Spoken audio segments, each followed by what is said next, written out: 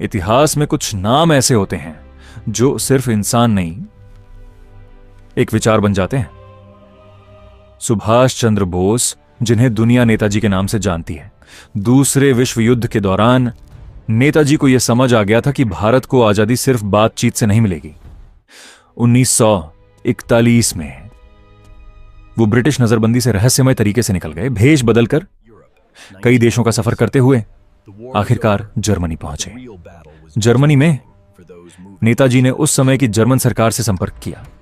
उन्होंने ब्रिटेन के खिलाफ समर्थन पाने की कोशिश की।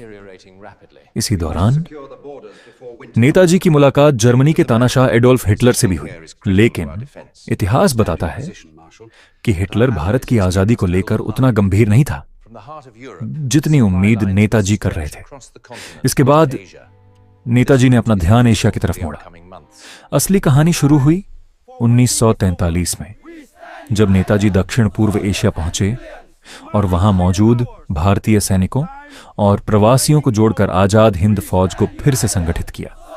नेताजी का नारा था, तुम मुझे खून दो, मैं तुम्हें आजादी दूंगा।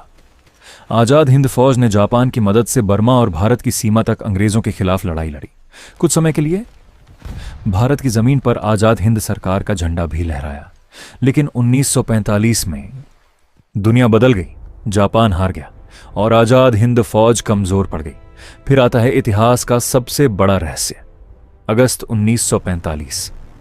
कहा जाता है कि नेताजी ताइवान के पास एक विमान हादसे में मारे गए, लेकिन आज तक इस घटना पर सवाल उठते रहे हैं।